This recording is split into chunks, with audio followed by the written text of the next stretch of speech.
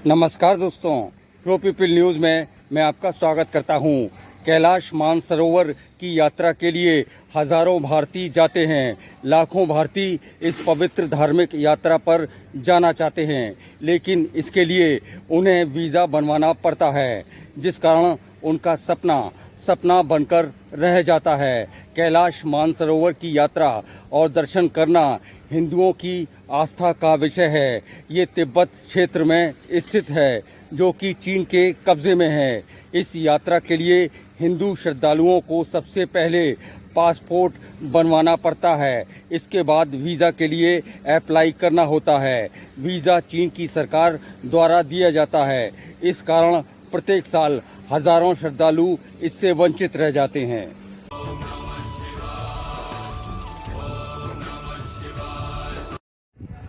कैलाश मानसरोवर की यात्रा हिमालय पर्वत के दुर्गम पहाड़ी क्षेत्रों का लंबा सफ़र और थकान भरी होती है। भारत से यहाँ पहुँचने के दो रास्ते हैं। एक रास्ता लद्दाख से होकर कैलाश पर्वत तक जाता है, तो दूसरा रास्ता पूर्वोत्तर राज्य सिक्किम से होकर जाता है। इस धार्मिक यात्रा में आने जाने के लिए कई दिन लग जाते हैं। हालांकि चीन की सरकार ने इसके लिए सुविधाएं उपलब्ध कराई हैं, फिर भी वहां के दुर्गम रास्ते और मौसम इसे मुश्किल बनाता है। इसके अलावा ये काफ़ी खर्चीली भी है, लेकिन अब भारत सरकार ने कैलाश पर्वत के दर्शन के लिए नया रास्ता खोज लिया है। अब भारत में रहकर ही श्रद्धालु दर्शन कर सकेंगे। इसके लिए उन्हें किसी पासपोर्ट वीज़ा की ज़रूरत भी नहीं होगी और खर्च भी होगा बेहद कम।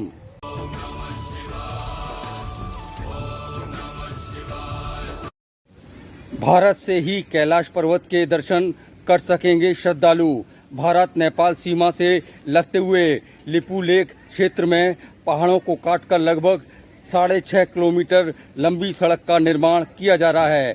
यहाँ से काली नदी निकलती है, जो नेपाल होकर आगे जाती है। ये क्षेत्र भारत नेपाल सीमा के साथ चीन की सीमा से भी मिलता है, इसलिए ये क्षेत्र दुर्गम होने के साथ संवेदनशील भी है। इस प्रोजेक्ट में बनाई जा रही सड़क से श्रद्धालु उस पहाड़ की ऊंचाई तक जा सकेंगे, जहां से कैलाश पर्वत साफ साफ दिखाई देगा।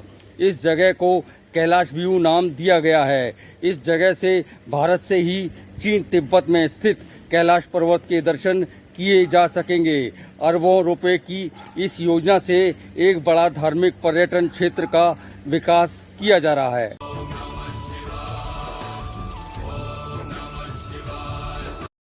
भारत कृषि प्रधान देश है, इसके अलावा धर्म प्रधान भी है।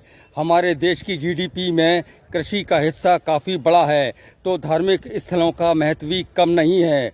धार्मिक पर्यटन में भी बड़ी संभावना है। केंद्र सरकार ने इसके महत्व को पहचाना है।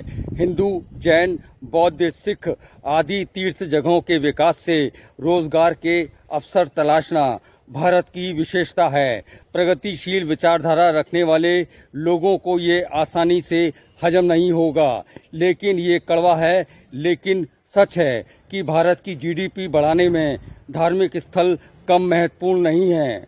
अगली बार फिर आएंगे किसी नए समाचार के साथ। प्रो पीपल न्यूज़ के लिए अमिताभ आकाश की रिपोर्ट। लेटेस्ट न्यूज अपडेट के लिए हमारे चैनल को सब्सक्राइब करें और साइड में दिख रहे नोटिफिकेशन बेल आइकन पर क्लिक करके हमारे वीडियो को सबसे पहले देखें।